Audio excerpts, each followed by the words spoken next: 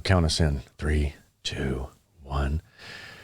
Thank you to all 5 of you for listening to Uninfluenced. It's a pleasure to be here with you today. And before we get started, let's talk about my new book, The Rugged Life. It's available everywhere books are sold. And you could probably steal it pretty cheap if you know how to steal things. Sleight of hand comes in handy. I've talked about it many times. I was a magician when I was a kid. Let me tell you so much. All right, let's get started with this thing. I thought it was the Rug GED life. Yeah. It's however you want to. Yeah, you can pronounce it like that. Actually, I was telling Matt here about the producer when I was doing the audio book, and this guy was correcting me because in the book I talk about how to make your own tampons, how to make your own like feminine products, and of course you have to stay, menstruation cycle, right? And He's like it's menstruation. Menstruation is what he was correcting me. Menstruation cycle. And I couldn't get it right. And I was about to go through the microphone because he's in New York and I was recording here in Dallas and I wanted to kill the guy, but he just kept correcting all of these words. And now in the audiobook, I will be saying these words like I would never say them in real life.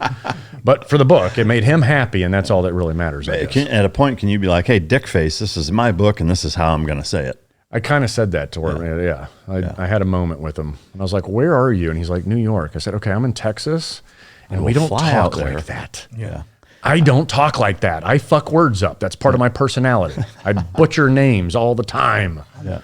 Just let me butcher the name. I mean, that's one of the reasons I did my book not in audio format. I'm just recording it in the mic drop studio. Yeah, that's and a good idea. I throw words in that aren't even in the book. Yeah. And pronounce things a certain way, or I'll be like editor's note, like I've changed my opinion since this, and fuck you. I'll throw something in, and then I do a synopsis at the end of just kind of explaining, right? Whatever, and that's it. And I just put it out as a fucking podcast episode. That's smart. Yeah, their job is to make sure you read every single word exactly as it is in print, and you are not allowed to deviate, which is just nuts to me. If you want to do a new version, we can do that. And I'll be the guy on the headphone. I couldn't even pronounce that. Great job. Yeah. Great fucking job. Yeah. Yeah. So right here, I want to point out that you have magazine where it should say clip. Yeah. Yeah. Okay. Exactly. Well, so one thing, before we get into cars and bikes and whatever, if you want the detailed description of the Rugged Life, I just had Clint on Mic Drop, so check that episode out. This will actually probably air before the Mic Drop episode, so if you want to just give them a quick down and dirty on what the book is about, then we'll get into the other stuff. Yeah, the Rugged Life really is the answer to the pandemic. It's the answer to crisis. It's the answer to laziness and complacency. It's really just to get people to take more ownership and self-reliance.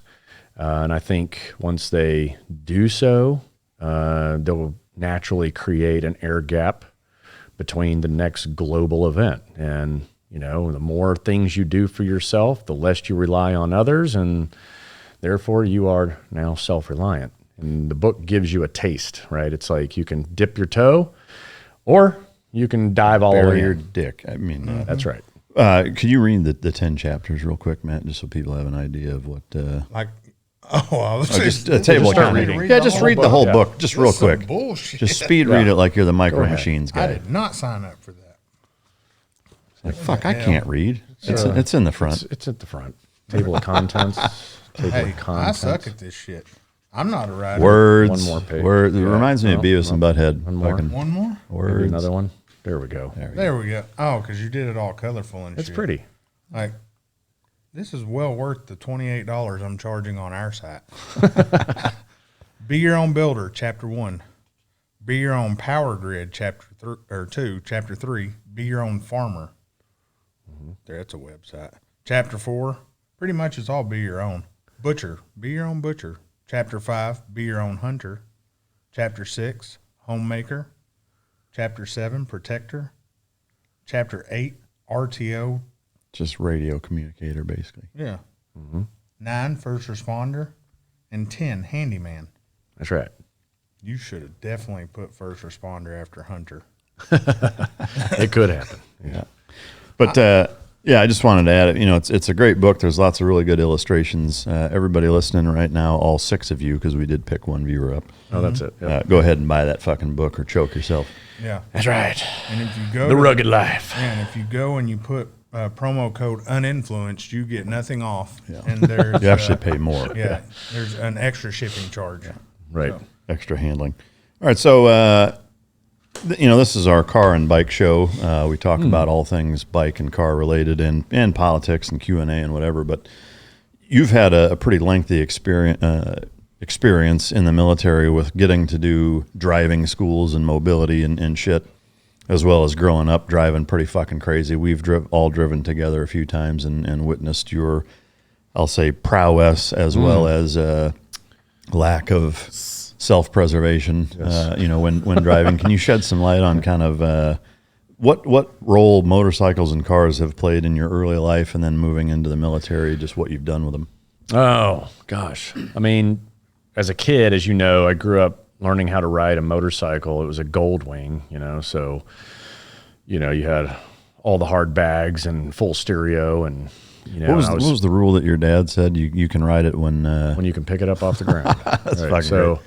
he laid it over onto the side yard on its side gently, and he's like, if you can pick it up, you can ride it. And so I did everything I could to pull and, you know, leverage and you name it, and managed to get that thing up off the ground. And then he put it up on its high center kickstand, which used to be pretty standard on a lot of bikes. I don't think they do it anymore. And in the garage, I'm just running through the gears with that back tire about, you know, 6 inches off the ground, which was kind of fucking stupid. But learning in the gears, and he's like, yeah, that's good. And meanwhile, he's working on his car while I'm running through gears. And then that was it. That was my lesson. And then from then on out, I've been riding bikes. I've never once had a motorcycle license. I'm proud of that. And I don't really think it's necessary. Yeah. But motorcycles was probably the start, you know, and then my dad collected Triumphs and BSAs and some BMWs. And so I was, you know, the Brit bikes, everything was backwards, so the gears were on the opposite side, you know, and so it was, I became a little ambidextrous at motorcycle riding early on. You know, almost had accidents pretty much all the time. And that's when I learned that, okay, make sure you're upright, make sure your tire is straight in front of you, center, before you hit the brakes, because if you're tilted or that front tire is turned, it could lead to a totally different experience. And then on the flip side with cars, I had a 1970 Oldsmobile. It was my grandfather's. It was a 98, so it was a yard short of being the same length as a limo. Most of that was the trunk, which I had a single size mattress with a rebel flag flying, which would not go well today. But you know, that's the what was that? That's the 90s, right? So nobody cared about that shit back then. But yeah, that thing had huge steel bumpers on the front and the back. I could literally run over anything I wanted, and it didn't affect that car. Got in a lot of accidents. And then when my parents got divorced, my mom ran off to be a race car driver. And so she used a large sum of my dad's money to buy race cars, and became like one of the only women on the SCCA circuit, and was actually winning. And then I ended up with one of those cars. It was she got it sponsored by Isuzu, and they had this little sports car called an Impulse, the Isuzu Impulse. Mm-hmm. And so she gave it to me. It had roll bars in it, and a little, you know, that stick-in window thing, and then it had fire extinguisher hanging from one of the roll bars, and it had this little gyro machine built into it that I thought was pretty cool and ahead of its time. But you would put that in and then drive a track, and then it would turn around and tell you basically what the top speeds you could do all the turns at, and it gave you a lot of data that you could kind of leverage, cool. Right? Yeah. And so, of course, it had all that in there. So here I am driving this little fucking Isuzu Impulse stick. It wasn't all that fast, but it was fast for me. And the first day, I'm like, I'm going to go show this off, because I've been driving that big-ass Oldsmobile, and everybody knew me by that car. And so I start driving. I get on Old Custer Road here in Plano, and I'm threading the needle, weaving in between cars, and I'm coming up on the ass of a car, and it decides it's going to go into the right lane after I'd already committed to the right lane. So, of course, I overcorrect. I come across to the left lane. Then I hit the median. The median ramps me into oncoming traffic, and I basically land on the hood of this car coming towards me. About killed the lady inside the car. And when I hit the median, the median was rounded and came to kind of like a rounded point. So that caught everything but the tires underneath the vehicle and ripped the fuel. I mean, the oil pan. I mean, you name it. Yeah. The bottom of the car was basically on the median, and then my car was on a car. And so yeah, my dad showed up. I remember I was pissed. Here I am. I just got this cool car, and I wrecked it in the first 24 hours of having it. Yeah. Totaled it. It was done. My dad shows up to pick me up, and I'm like, he's going to be mad. And sure enough, he looks at that car. He sees it on the other car. He makes sure, he's like, "Are you okay?" "Yeah." And then he just kind of laughs. "All right, get in the car, you dumbass. Let's go." But he was just so happy that I wrecked my mom's car. It was really what it boiled down to. And so that was, both, the motorcycle life, is, I almost killed myself on that thing. One notable point where I learned the upright and the straight tire thing was same road, Custer Road, Plano, Texas. I'm driving that big ass gold wing like an asshole, fast as possible, music blaring, and someone didn't like it. So this dude comes up past me, gets in front of me, and then just slams on his brakes, right? And I hit my brakes hard, and then I saw that I was going to hit the back of his car. And so I kind of tried to turn. The turn went to like a slide.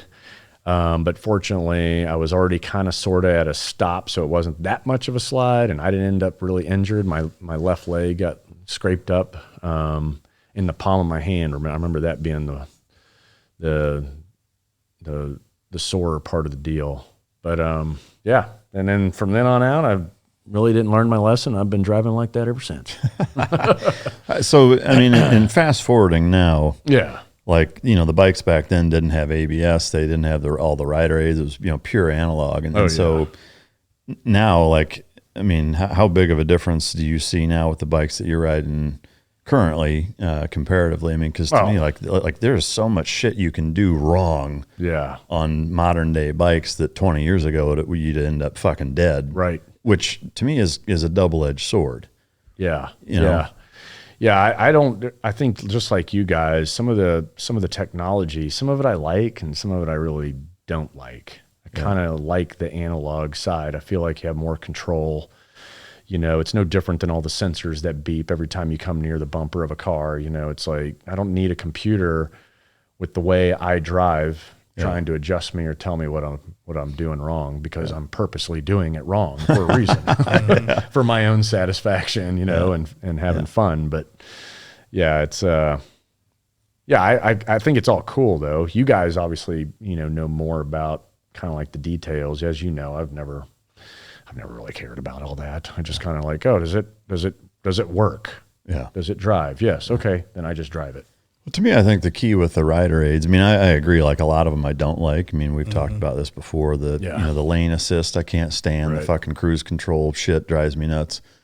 To me, the only things that I really like are the ones that actually keep you safe. Like, I don't need them to help me be lazy. I want the things that keep me safe. Yeah. And to me, that's kind of the line in the sand for me. Like the traction control, especially on motorcycles, traction control, wheelie control, and ABS and engine brake. Those four things are massively helpful if you understand A, what they're doing, B, enough experience to have a preference, and then C, dialing the bike in exactly how you want it so that you know what it's going to do. And to me, all that does is it allows you to be more confident, more safe, and push the bike further without being super dangerous. But I think all of those things have to be present. What do you think? Oh, I totally agree. Like yesterday for the ride we were on, the guy that I rode two other people's bikes, and yours, I know where your settings are, so I went up and I took everything to where my settings are, which is nothing on except engine brake, so I can ride wheelies, do stupid shit, and act a fool. But I had to know the bike first, so it slowed me down. Same thing with the next bike. The next bike was even way safer than yours in that setting. And I was like, nah, this shit ain't going to work. Let me turn all this off, fix that.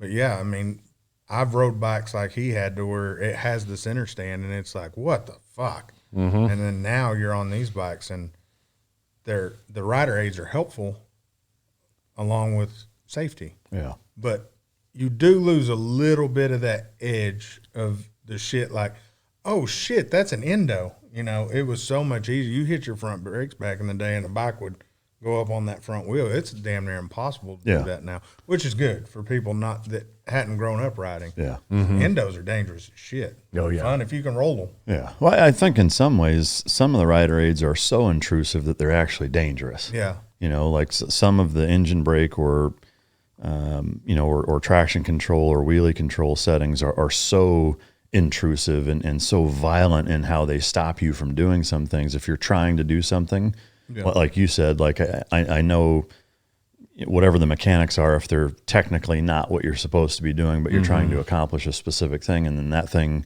you're expecting the bike to do something and it doesn't, that's equally as fucking dangerous. Right.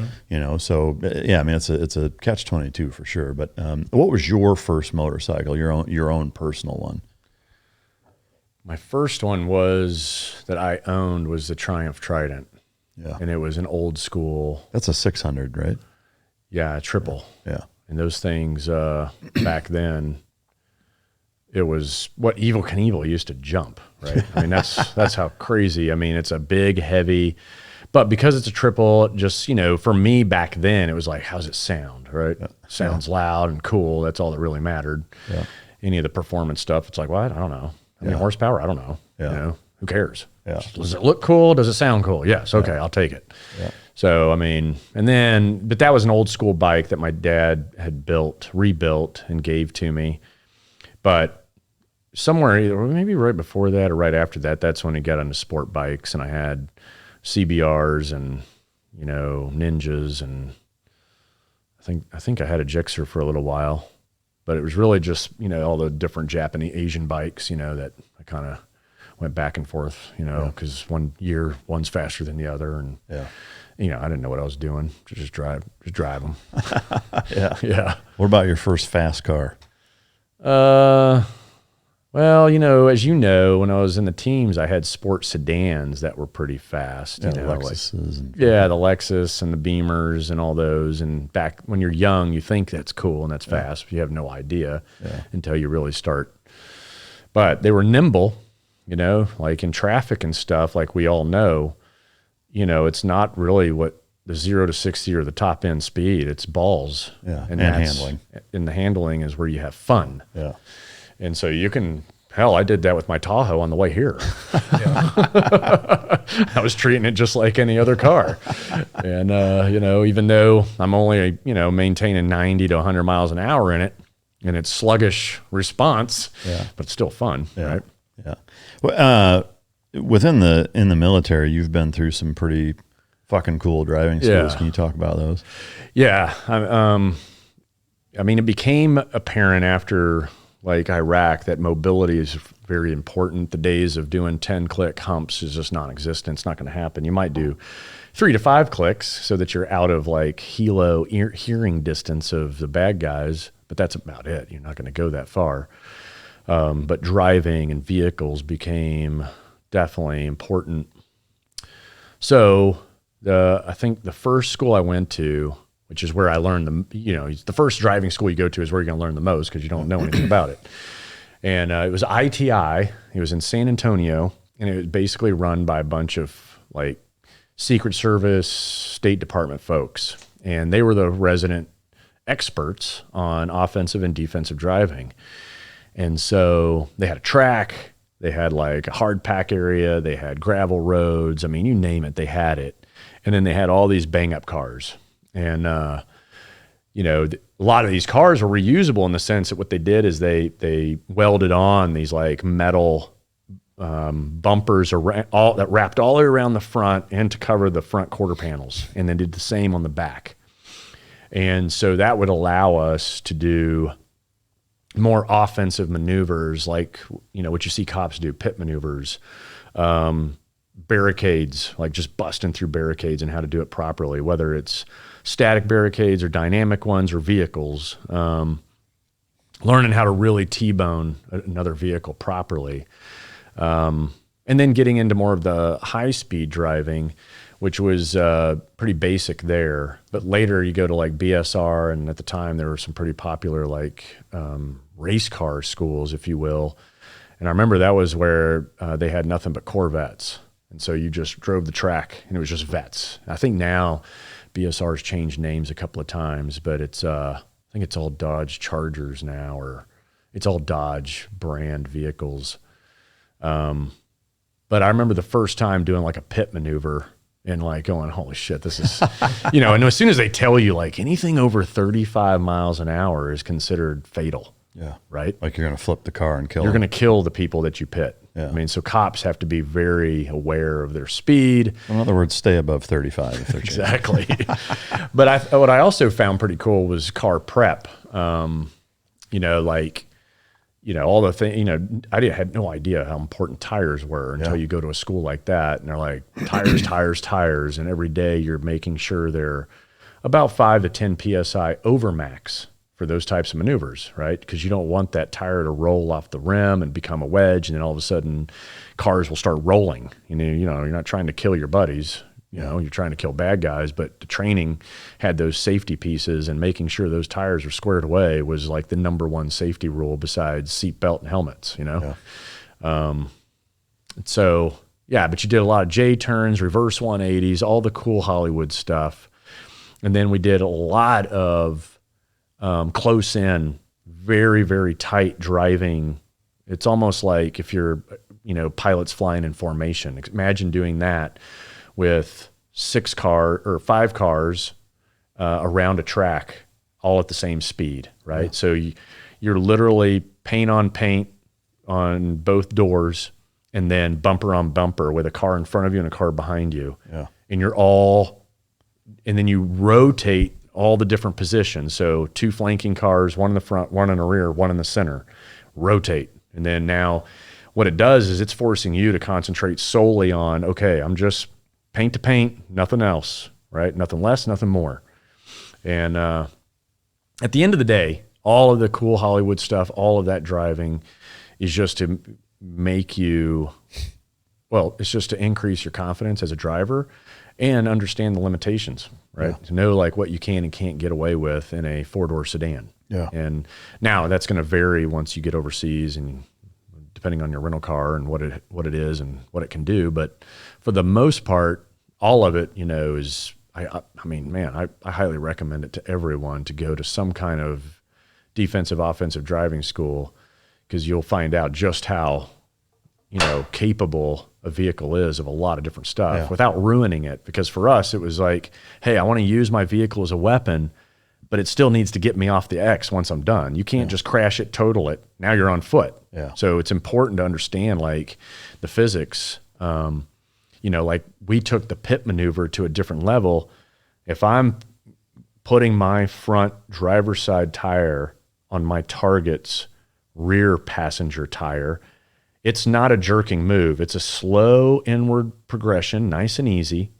And then their car will spin in front of you. Now, once they get, I mean, literally I'm looking out the windshield and I can see through the passenger window and see the driver staring at me because he's sideways in front of me, right?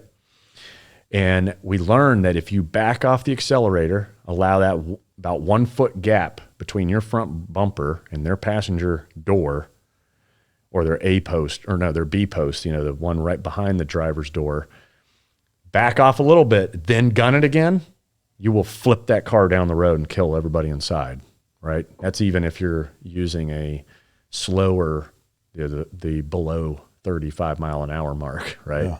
Just to let off the accelerator and then hit them again. Yeah. And why would you ever want to do that, Clint?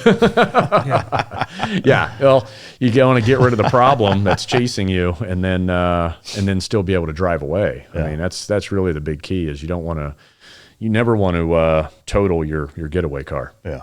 Yeah. This really makes me feel comfortable with staying in the back watching you guys when we drive now. Yeah. No shit. Yeah. I'll let you go up front and fuck with everybody. Right. Fucking pit maneuver a bunch of assholes. Yeah. The movies make it look like it's this big bang, you know, and it's not. It's like this.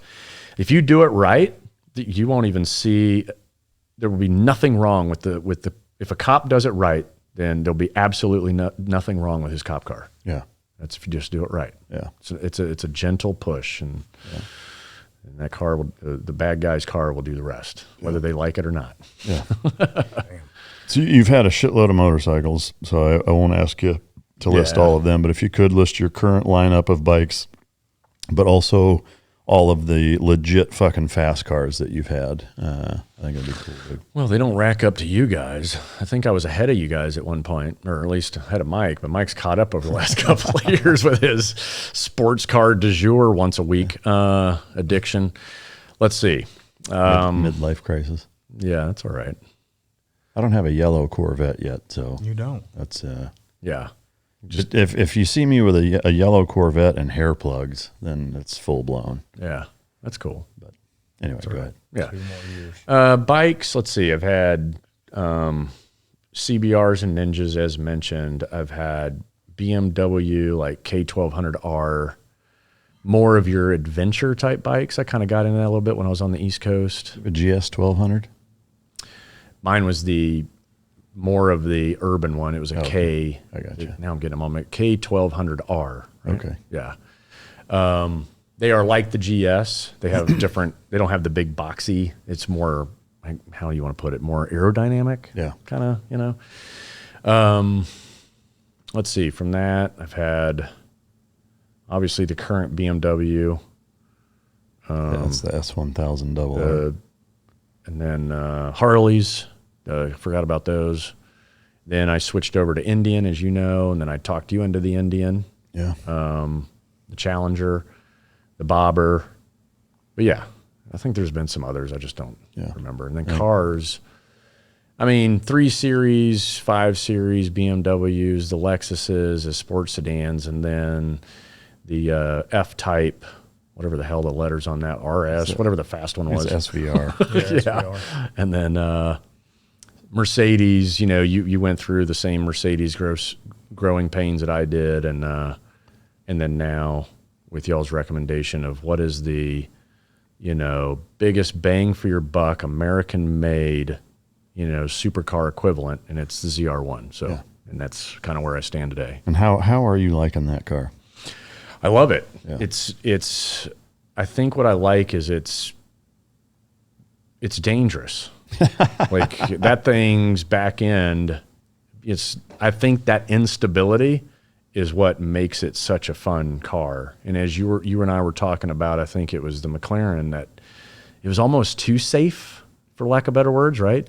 Well, yeah. Or one of your cars, you were like, yeah, gun it. It's boring. Yeah. This thing is not boring. You gun that ZR1. And Yeah, I mean, to me, the 911 is that way. Is it's too safe. There you go. Number one, it's all-wheel drive, and it's just so well engineered that it is kind of boring. You know. Yeah. I mean, and it's weird because performance-wise, like it's a legit supercar. You know, especially if you do a simple tune and downpipe, which isn't altering the vehicle a ton. I mean, it's absolutely on par with the Pista, and even faster if you do a couple little things. yeah. But it's just not that fucking fun to drive. It's not playful. It's not nimble. It's not inspiring. It's not emotional.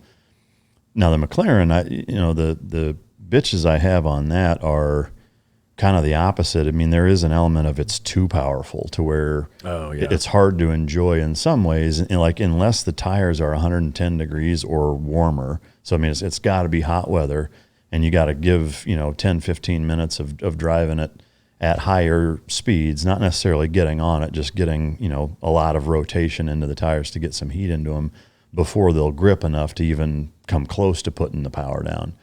That's the first thing. So like you got to have really, really good conditions, or it's fucking pointless driving it.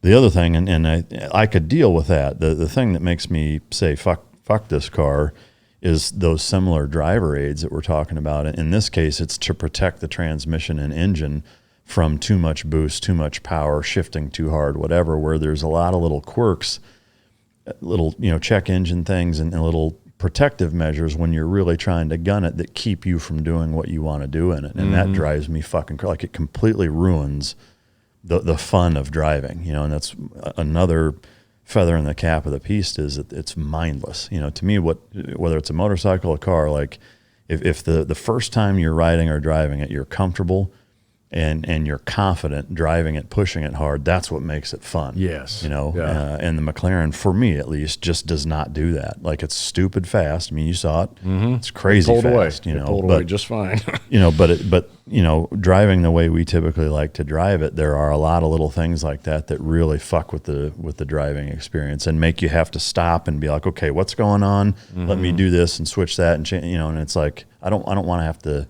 pay attention to that shit. I just want to drive. You know. So you remember to that- know the shit you got to do to. Yeah. Well, remember that one drive we did? I actually, when we were done, I asked Matt about, you know, the check engine light was just blinking, Yeah. but it would go off and then it would blink again. And, you know, you explained it, you know, in some fucking mechanic terms that I don't understand.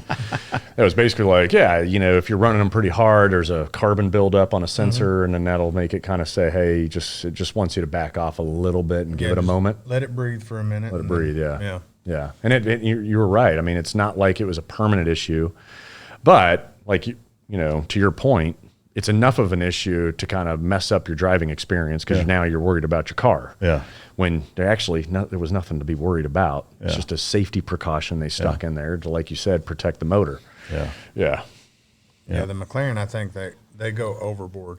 Like, they put all this power in, and hey, if all this is turned off, which we make it like you got to do the old school Nintendo up, down, left, right, you know. Yeah. You're in the car trying to do that when all your buddies are already over here eating. I'm like, shit, I'm just trying to get there. Yeah. They take it to that next level when they could just step back just a hair on the power and just have a button that unleashes it all. You're at, instead of 765 or 800, you're at 650, but it's all a 650 all the time.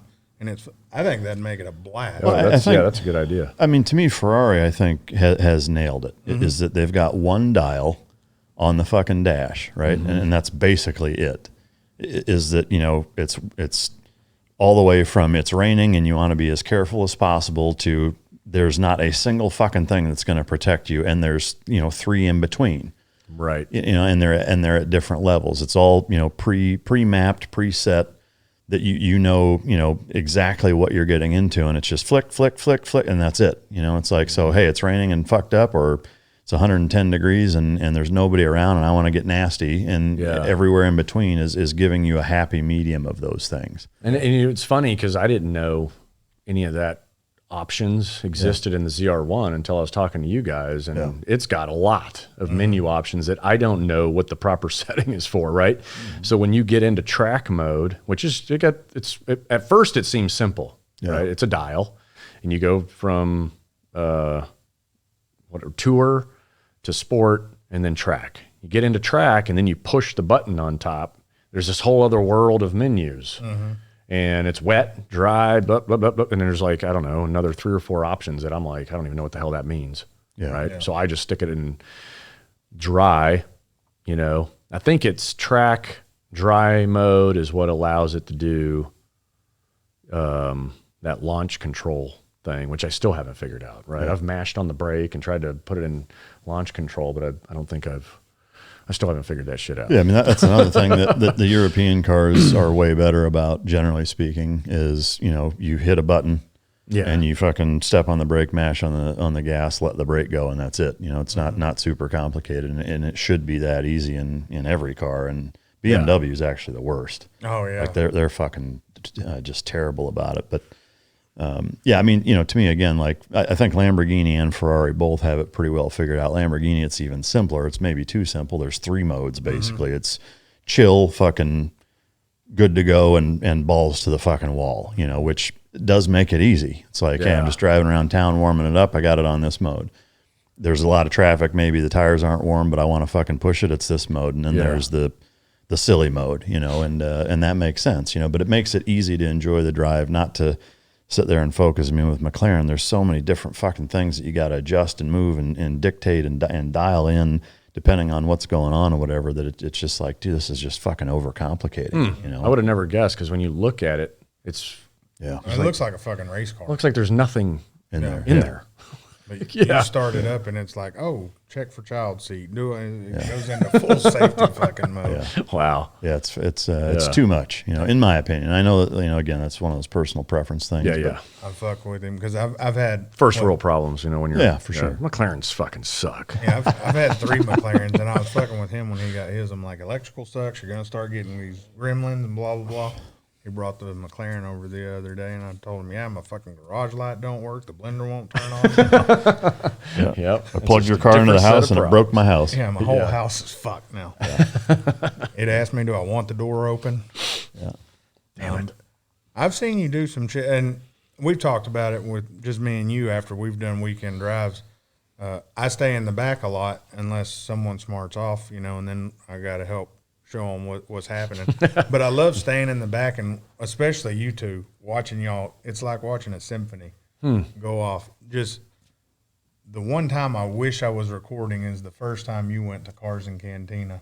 And we pull up to the light, and Clint's like, I know where I'm going. And I'm going into oncoming traffic. And it's like, this mother.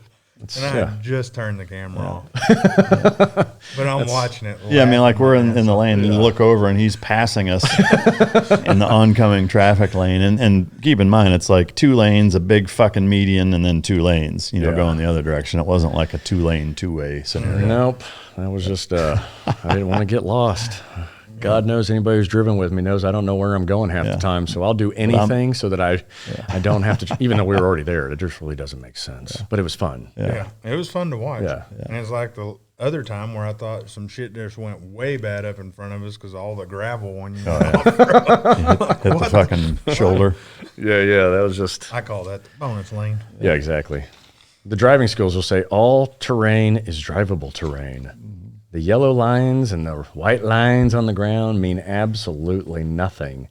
And it's funny how many car accidents, if you watch, they're confined to lanes. Like it didn't even cross their mind to jump out of the lane, right? The car accident is all stacked up in that lane. Yeah. When there's plenty of outs all the time, you just got to take them. Yeah. They're not pretty outs, but Yeah. there's outs. Yeah. Yeah.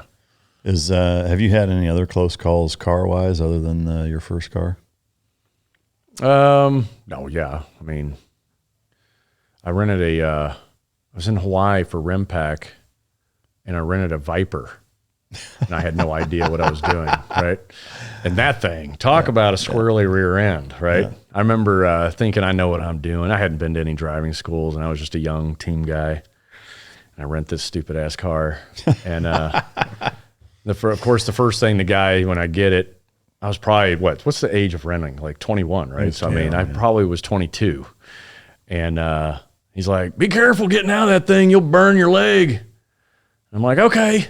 And so, of course, first time I drive it, the first place I stop, and as soon as I stuck my leg out with shorts and flip-flops, sure enough, I burned the crap out of the back of my, which I think they fixed a couple of years later. But is there exhaust running down? Yeah. Oh yeah, it's right there, completely, bare and open for you to just burn yourself every time you. It's kind of like a motorcycle pipe. It's right there, which is stupid. But anyway, so I burned myself, and then I got on. I had somebody, I can't remember, somebody in the platoon was in the passenger seat. And of course, I had to get on Highway 1 there in Hawaii and show off, not knowing what I'm doing. And let everybody know that that you didn't know what you were doing. And, go roaring down that thing. I mean, fast. Like that thing definitely was fast. And then we got off. And then, of course, I gun it to get back. I was going to go under the bridge and come back, get back on that highway. And I gun it under that bridge and not just do a full 180. Like I went around like 360 and a half. And I was lucky that I didn't hit the cars around me. Yeah. I didn't get hit.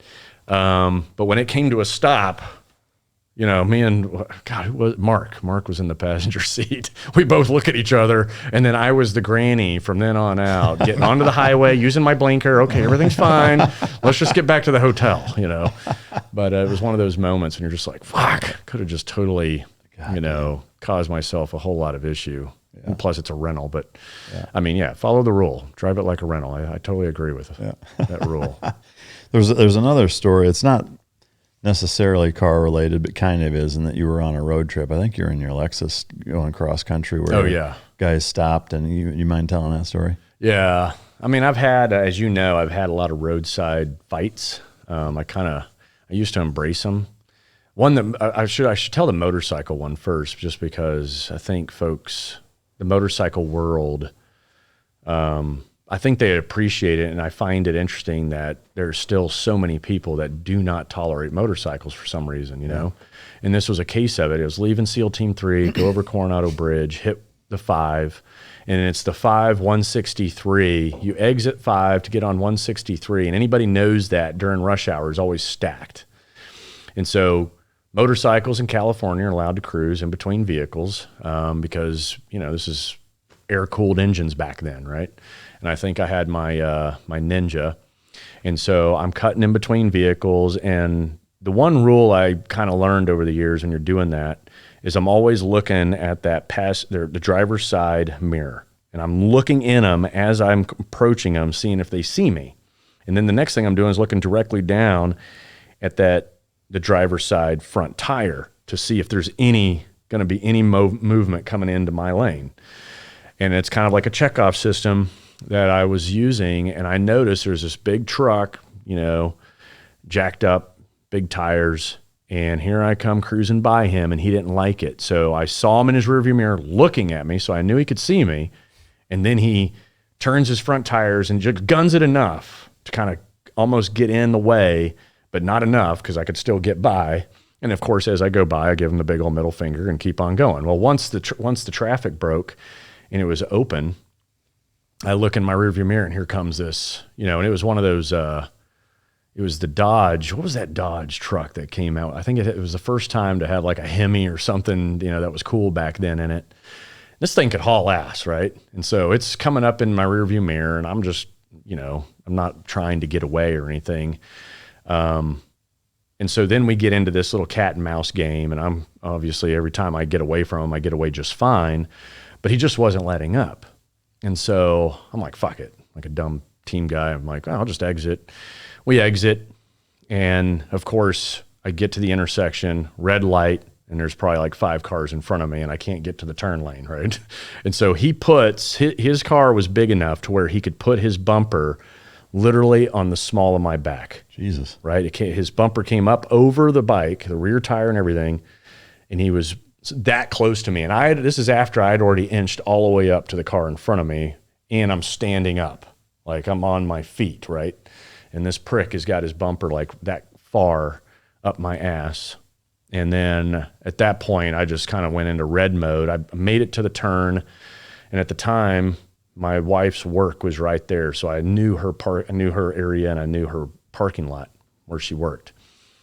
I pull in there, and he pulls in behind me, and that kickstand was down. And I think I even told you, you know, gloves and a helmet, right? You're always going to win the fight. Mm-hmm. And anybody who thinks that they're going to win punching you in the helmet, like somehow you're going to just get knocked out, it just isn't going to work. But that guy, I didn't even give him time to get out of his car. I was up in his car, on his driver's side, like on top of him, you know. And I remember my helmet hitting the top of his, like getting in, like I almost knocked myself back out of the truck because I hit that top door frame, you know, trying to crawl in there. And then finally I duck in and get my head in there, and then it was like boom, boom, boom, and just keep hitting him in the head. And then you know, that my wife at the time, somebody saw it, and they called the cops, and the cops came, and I told them, like, this guy was just being without a doubt dangerous, you know. And I pull in, I didn't know what he was going to do next, so I had to, you know, took the fight to him, whatever. Turns out he was in the Navy too. Oh, no shit. He worked on one of the ships. He was the master at arms and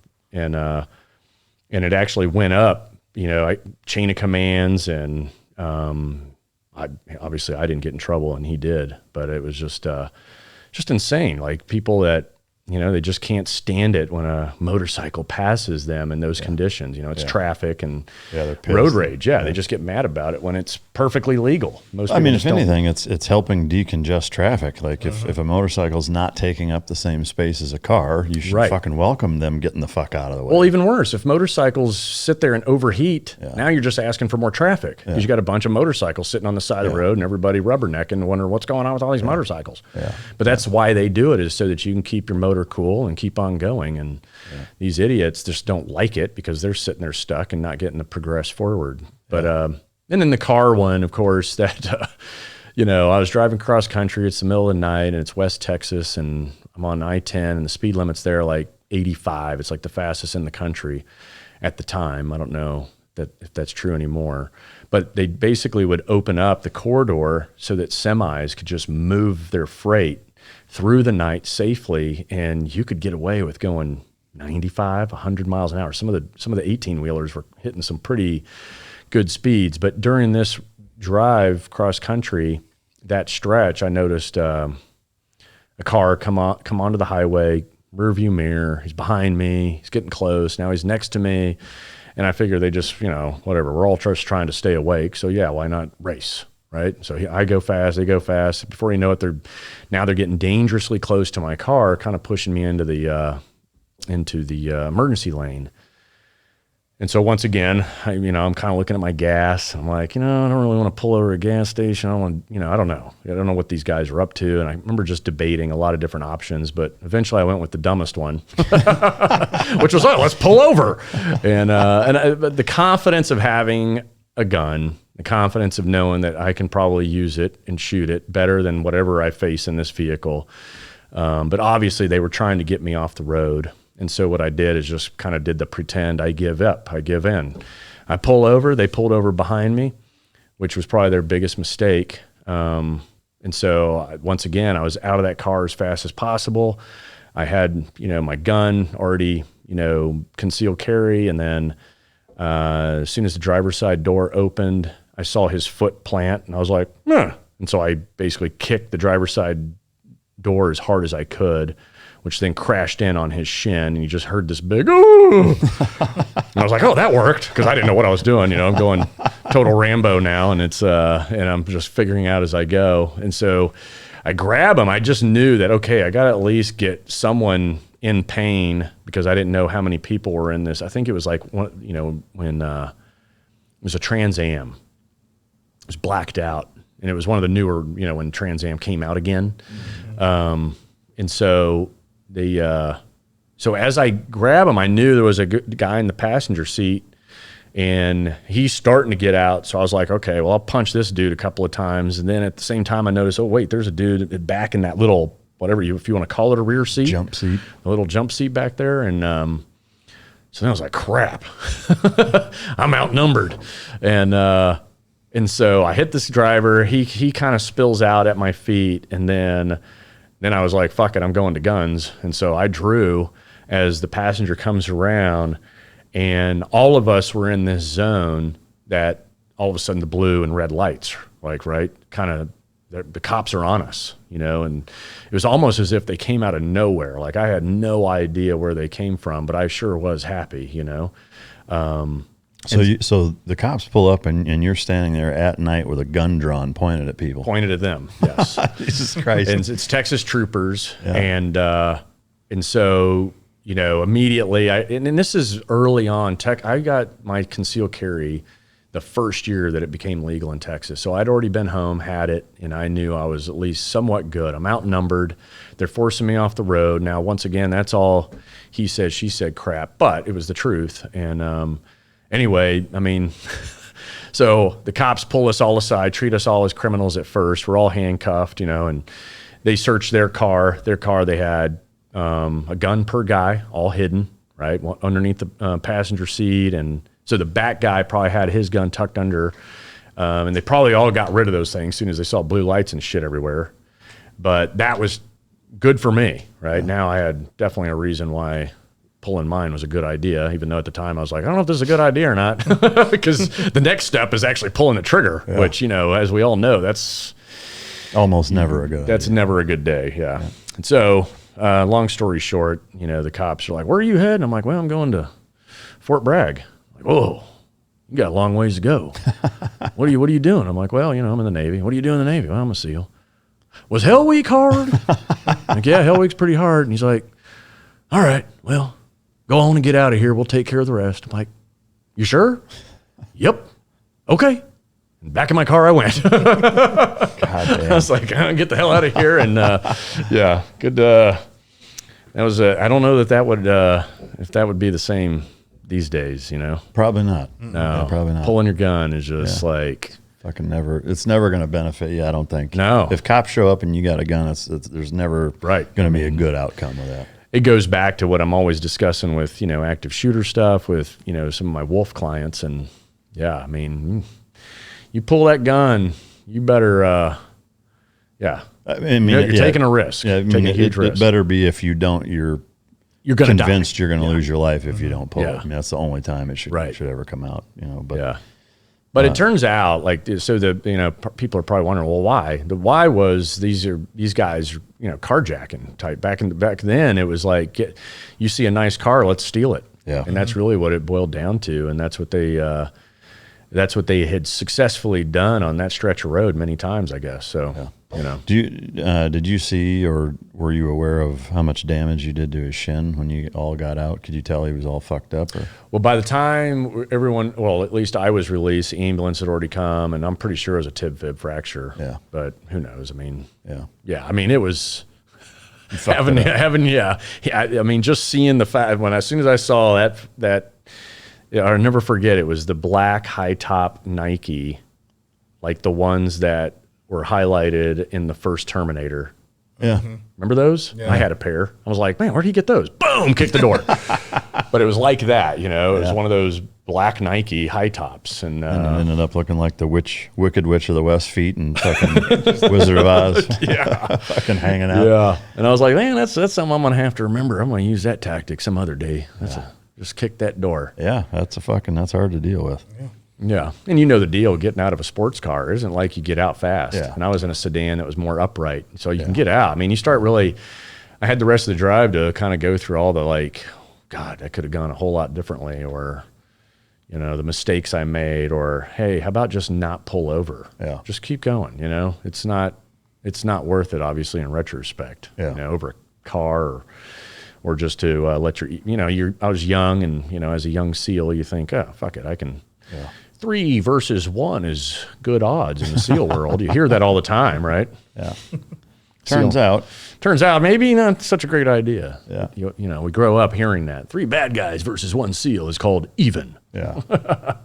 Fucking cheese dick. It worked out that night. It kind of, with the help of some cops. Yeah, I mean, you got to wonder if they hadn't showed up, like those guys probably would have started gunning at you. It would have turned into a fucking gunfight on the side of the road. Trust me, I ran it through. Like, imagine, okay, I mean, I would have had to pull. Was I going to pull the trigger? I don't know. Right? It starts there. Yeah. Or was I going to just let people get close to me and muzzle strike them? But I mean, I can. It's a difficult. Yeah, I mean, if the dude in the back seat starts sending rounds through the fucking front windshield, it's like, because that's a real possibility. Well, it was that little itty bitty backside window. Oh, I got you. Yeah, and it was like dark. I couldn't see him. The only time I saw him was when I was dealing with the driver. I could see, but as soon as I kind of went to the rear, the passenger was coming around. We were going to meet at the rear of the car. That guy could have done whatever he wanted. Yeah. Yeah. Yeah. Damn. Yeah. It's just. Fucking wild. I don't recommend it, kids.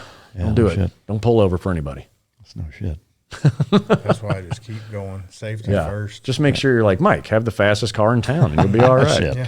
There's plenty faster out there. But, I think, at a certain, there's a certain level of speed that you have to have.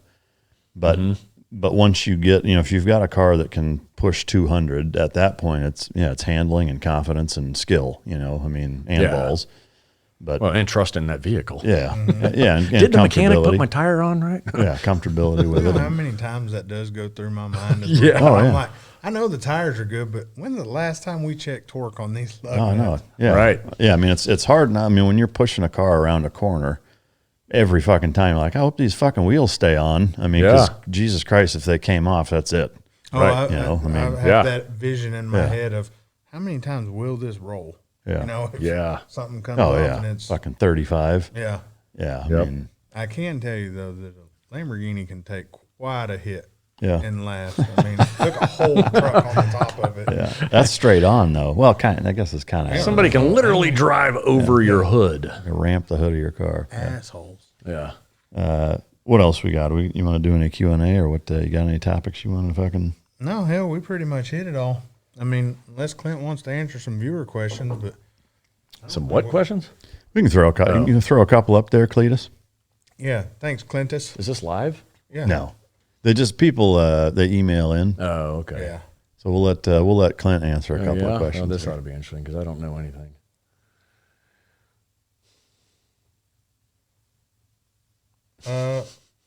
You haven't looked at any of this, have you?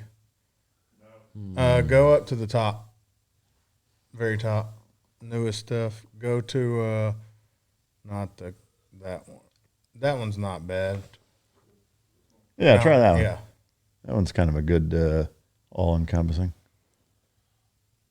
I will let Clint read and answer that one. Oh, you're gonna make me read? I'm gonna butcher. This will be fun though. I'm gonna need you to enunciate all this correctly. Menustration cycle, menustration. Imagine being his Actually, yeah, there you go. coach, Make it real big. I can't see. Why isn't R? All right, I don't feel so bad. Sean here just totally fucked himself. Made me look smart.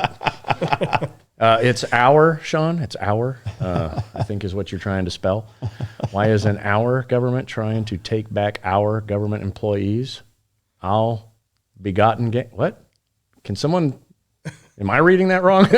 And how do you feel about corruption and the lack of any political outrage from basically robbing the American people?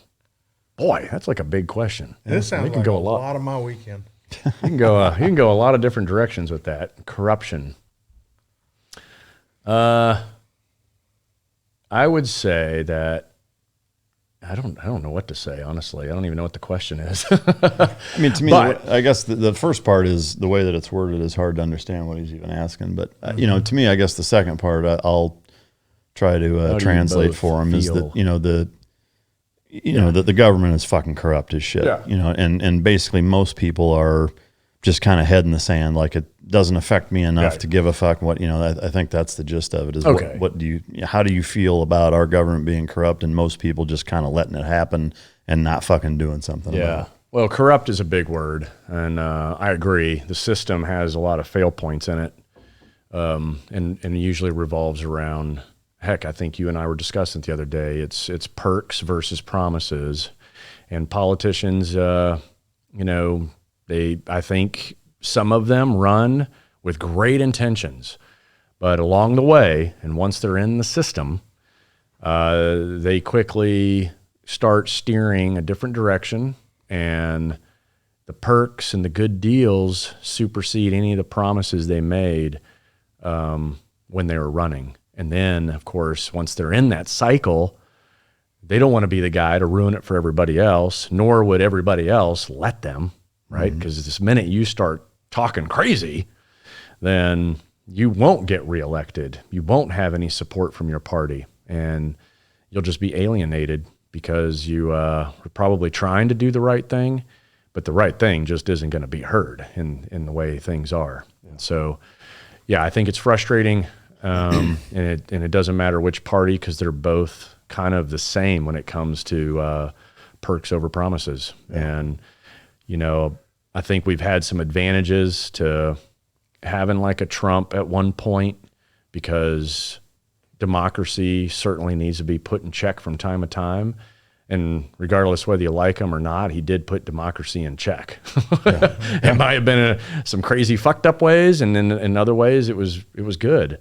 But it's democracy needs to constantly be put in check, or else, it's just going to continue to go downhill. Yeah, I agree, and I think to the second part of that question of the lack of political outrage is that you're not getting it, like you said, from the politician side because of what you just said. I think on the citizenry side is that we're a victim of our own success.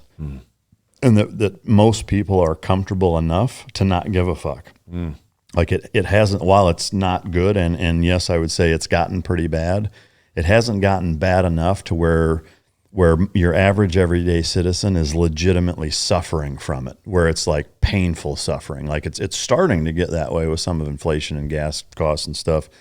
But like you need to be like full blown kicked in the nuts for it to be like, okay, now motherfucker, you have my attention. Yeah. If it's just a little bit inconvenient, you're out of toilet paper. It's, oh, I can't work for this 2 weeks that turns into 2 years, but I'm getting subsidized and blah, blah. Like none of it has been bad enough for people to legitimately like stand up and full on like fucking revolt about it. You know? But And I would say that the solution to this is called the rugged life. hold that buck up real quick. Yes, if you want to create an air gap between you and the corruption, start doing shit yourself. Hey, Sean, start doing stuff yourself instead of sending emails over here, okay? Well, yeah, I mean, so on a serious note, though, like the more self-reliant you are, the harder it is for the government to rob you of anything. That's right. Because you're not dependent on them for anything. Yep, that's right. You're welcome. That's right. Yeah. Thank you very Throw much. that in the Yes, back. it is in there somewhere. Fuck. Yeah. That'll be 1% of all sales. Yeah. Yeah. Okay. No worries.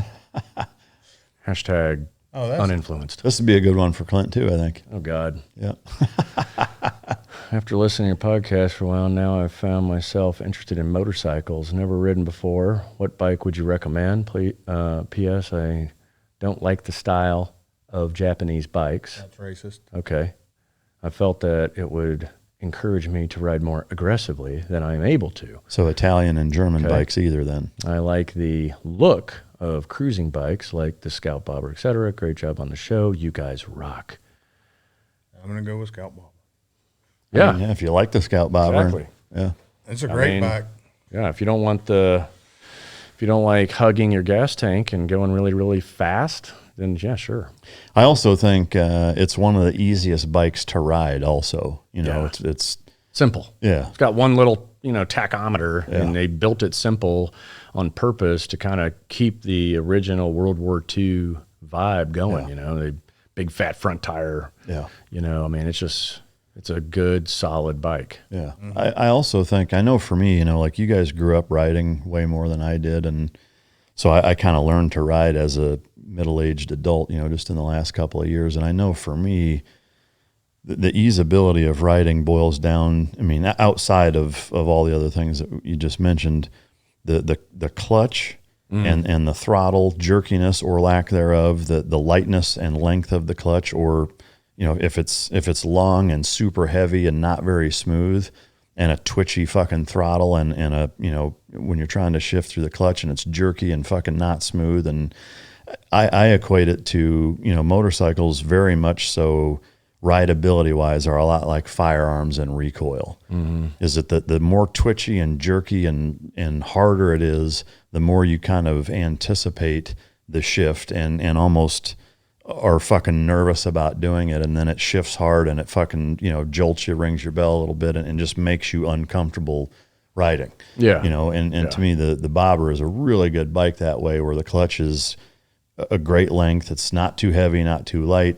It's smooth. The throttle is smooth. The fucking everything is smooth and easy and linear and predictable, and makes it enjoyable and really easy to learn on. And like the BMW is very much that way too. I mean, fuck, we all three have one. Yeah. That like, they're good, I don't think that there's a bike out there that in terms of linear power and smoothness and delivery and all of that's as good as that bike. Yeah. I mean, it's remarkable. I mean, does the Bobber have an auto blip? No. I mean, you can rev match, and I was if you gonna get it say, just right. I've But always rev match. Yeah. So auto blipping to me is just a new, fun, easier on the back situation. yeah. But that Bobber rev matches very well. And I mean, It's a good bike. it's a great bike. I mean, fuck, when I rode it up to, Kind of like, oh yeah, I want one it's of like, these fuck, again. why am I selling this thing? But no, I mean, it's better off in your hands. You'll ride it more than I Yeah, will. But you can dump off all your extra, all my what we extra would call shit that I those, don't ride, all my experiments that I There you end up go. not liking. Yeah, I'll take your sloppy seconds. All right, last question. We'll give this one to Clint too. Oh, okay. Let's do that. Doing a bang up job here answering questions. Is this it? Yeah. Oh, Yeah. I thought that was the same one. Okay. Tony, hope all is well. Not sure if you want to use on the show or not, even though I know you don't get into off-roads as much and would rather keep the power on the street. I thought this was kind of interesting and thought maybe you would too. Keep up the good. Is there a question in there? I think he wants us to Off-road? Yeah. Talk about off-road? Talk about. I think he wants us to look at this fucking tank. Ooh. There's a local car dealer that has one of those for sale. Yeah. Are these the, is this They're the ones built electric? off the JK. Is this thing electric? Oh, okay. So it's the Revzani tank is what we're looking at, and that's all what right. he sent in for us to talk Oh, about. I am Revzani curious, I mean, off-road wise, That looks cool. have you done much off-roading, or do you have any? Nah. really? Not, I mean, other than on my own type, no. You know what Nothing that's built formal. off of, though, right? It looks like an FJ Cruiser on steroids. It's to a me. JK. It's the Jeep JK. Oh, really? 4-door JK. The just kidding? Yeah, just kidding. It's a Jeep. If you look at the interior, which they do put, see that have SRT engines in them. If you quit scrolling through like we're fucking buying this bitch, Yeah. you dicks. If you could scroll up and down faster, it'd be even harder to Yeah. read. 500 it's good. horsepower, 6-liter is what I saw there for a split second. Yeah, right there. They run all Dodge. engines. 1,000 horsepower, 6.2 liter V8 from the Demon. Jesus Christ. They also make the windows bulletproof and things like that. I mean, I would say you have my attention. Like I'd love to drive one and see what it's like, especially one with 1,000 fucking horsepower. But Like EMP protection. Like, you better know what you're talking about before you claim that one.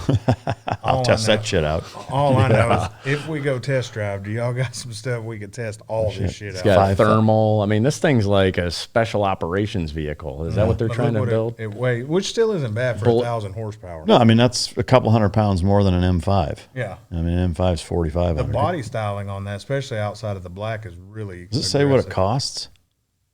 I think you got a spec on. I mean, is it a concept car or is this already in You can production? buy them. Yeah, there's one for sale here in Dallas at a used car dealer. What do they run? I have no idea. I mean, I just remember seeing it, but There's a couple 100,000. Yeah. Yeah. Bulletproof glass, EMP I mean, for proof. what all you're getting once you put it together. Oh, there it you is. go, Starting at 175 grand. Oh, okay. But that's starting, which if that's Thermal their night vision. if that's their 3.5 liter V6 for 175, their 1,000 horsepower is probably several hundred thousand. Yeah, But so I'm gonna just get a JK I mean- and put some window tint on there, one of them screen protectors. put some like your 3M, iPhone. 3M blast Yeah, there you film on the go. glass. Exactly. Yeah, say I mean, if you look, that's a JK, Yeah, it looks like a fucking Bentley steering wheel.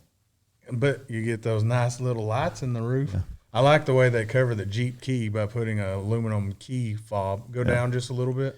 Cletus, make sure that you put some pictures of this Right thing there. in when we're talking Look, about they it. cover the Jeep key fob with a fucking aluminum with screws in it, just to be like, this ain't no Jeep, bitch. Give me 200 grand. Revzani tank, huh? I ain't mad at them. It'd be cool to fucking test one out. I mean, Yeah. for me, I'd never buy one of those, but it'd be fun to try out. They should give us one. Yeah, get a press car. Is that a Resvani. the dealer? I think it's at? TF. Yeah. I mean, it does look kind of cool. I'll make a phone call. See if we can get out there and drive that. You probably have better. Oh, No, not anymore, I Not your wouldn't. last text. Not any fucking more. June See if we 2022. can get out there. We're good shit. Yeah, they're really cool. Yeah. So, guys, Okay. make sure to go check out The Rugged Life. Where can they get this? Everywhere books are sold. Obviously, Amazon is kind of the bookstore these days, but you can get it anywhere else. Yeah, and if y'all email me $20 each, I will send y'all the digital copy. Yeah, I'll send you screenshots of every page. Just Yeah. You could raffle off the PDF that you make. Yeah. no, but it's a great book. You guys know we've talked about it. I'm not huge into going through reading books. I get really bored and tired. But it don't feel like a book. It feels Yeah, I mean, like- to me, that's the perfect shitter book. yeah. Yeah. You know, like All my books. every time you take a dump, you learn a new skill. That's Yeah. right. Right? I mean, every time your prostate gets massaged by a big log of shit, you learn a new skill. That's right. You know, so And you're excited at Yeah. the same time. and then when you're not, you know, a year later after you've gone through all the skills, you're at a hotel taking a shit, and you'll be thinking about starting a fire or some weird shit. Yeah. Yeah. Building your own Or house. they'll be like, why didn't that dude put more bullets in that hunting section? Oh, yeah. And when for, do we the get gun, to- for the gun guys, I purposely may have messed with you guys. So go ahead and rip the hunting section apart. I don't care. Yeah, he was telling me that at lunch. I'm like, oh, I'm for sure poking that. When do we get to drive your car and vice versa? Like, can we do a swap? You feel Yeah, comfortable let's with do letting it. me drive your Corvette and you drive the course. Ferrari? Yeah. I want to drive that fucking thing. I Yeah. want to see him Easy. drive the Ferrari with everything off. I don't know about everything off. I want Close. to keep it. I'll keep my panties on. I don't wear I'm gonna panties. tell you how to take everything off on that car. Yeah, the ESC off or CT off, Oh, you're talking about that's traction control and shit. that technology. I was thinking clothes. I thought you were talking about clothes. How about both? I could take my clothes Clint, off. drive the No piece of- traction control, no panties, Yeah. wide fucking open. Clint, drive it Yeah. with everything off. Pull up the gas station, butt ass naked in your car. Naked. Yeah. That reminds me, in the second grade at Aiken Elementary here in Dallas, I remember walking out to the flagpole waiting for my mom to pick me up one day, and a black Trans Am, the kind that, who's the Cannonball Run guy? Reynolds? Burt Reynolds? Burt Reynolds, right? Had the T-tops off of it. And the guy was sitting in the passenger seat, butt naked. At an elementary school. Well, hold on. He was, yeah, that's how he got his rocks off. He was Holy fuck. butt naked. He had like curly top hair, big old mustache, and that was his like perverted thing. He ended up getting arrested like 2 days later. Jesus Christ. I remember standing there waiting for my mom, and it was kind of like you're up on this like staircase that kind of goes up to the school. Yeah. So you're up high, and you could just see down into the T-tops, and it's like, oh, that's a grown man, and he's butt naked driving around. And he'd drive around, and then come back and drive around, and just like a just streaker. sitting there, like just a streaker kind of guy. so Just fucking wanted weird. kids to look at him naked. It turned him so on. What a fucking weirdo. Great way to end the show. Yeah. yeah, no shit. What was it? Top Gear. Now on that note. Yeah, guys, make sure to go check out all Clint's links. We'll put them down in the description. And that's it. Peace, bitches.